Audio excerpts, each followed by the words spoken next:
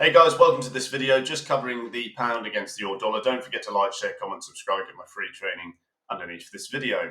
So we've seen a lot of moves literally just overnight UK time, or probably in most places in the world.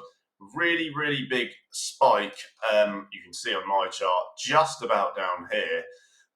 Massive rejection to the upside. So you had your very slow uptrending market creeping up, creepy crawling up.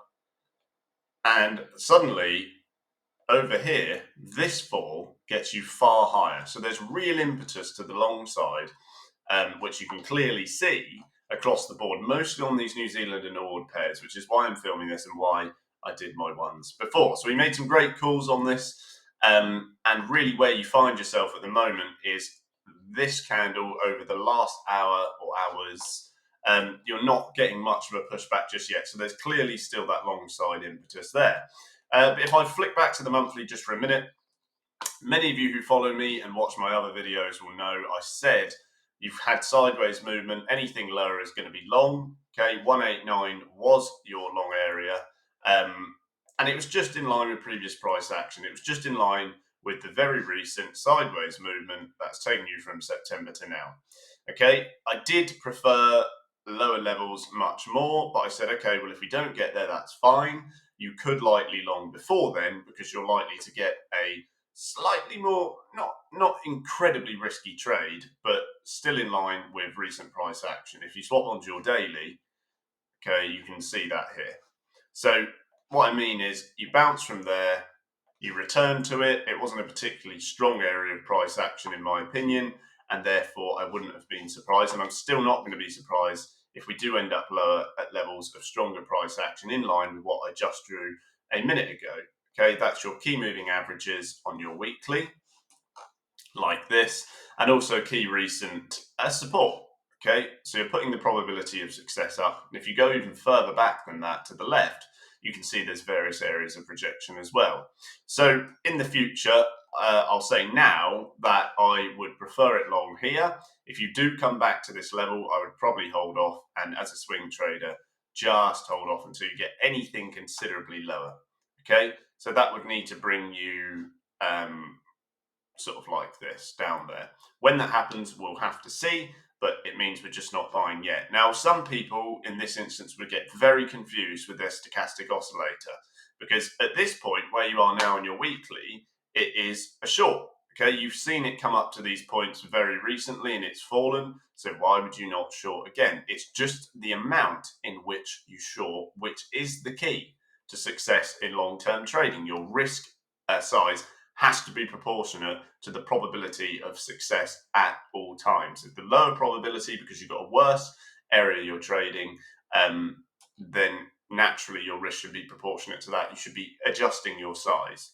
At least that's the way I do things, and it's consistent.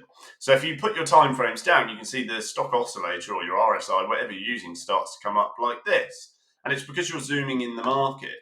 All right, so every time you change the time frame, your stochastic oscillator gets slightly further on because you're simply looking at more candles. Okay, that's all there is to it. So you've seen the market moving down like this for about a week and a half, 2 weeks. I wouldn't be surprised if it inches slightly higher. The reason why I say that is simply because of this candle. You're not seeing much from it. It's not showing you immediate price rejection. If you get something slightly higher like this, wouldn't entirely shock me, and I wouldn't be afraid at all to scale into the short side. Nonetheless, where you are now, in my opinion, is a reasonable area to short. I just think based on early entry confirmation, you don't really have too much of it. If you are going to short, it'd be nearer 192, and it would be light.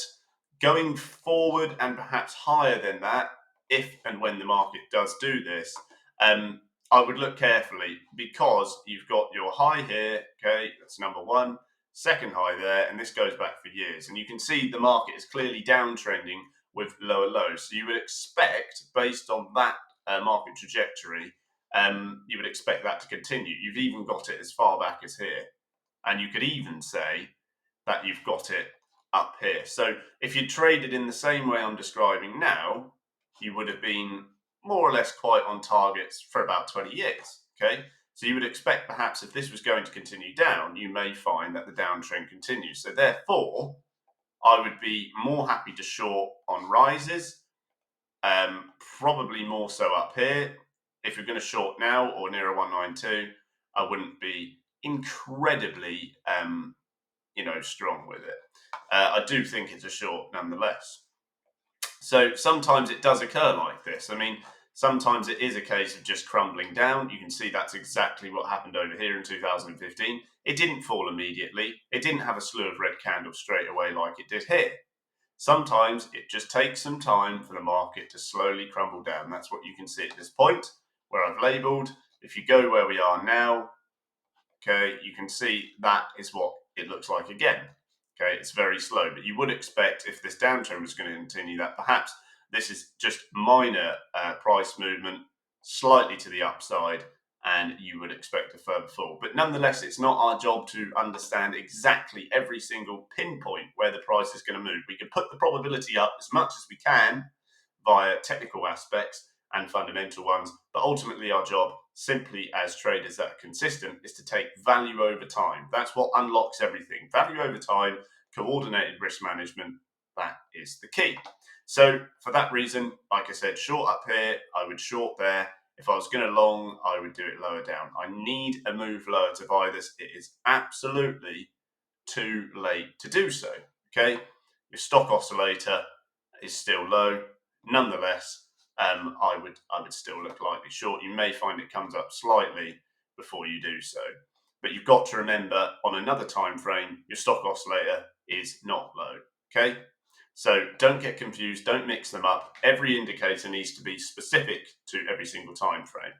Thanks for watching, guys. Hope that helped. Don't forget, if you can, comment underneath, share, like, comment, subscribe, whatever or wherever you're watching this. And I'll see you in the next one. See you there.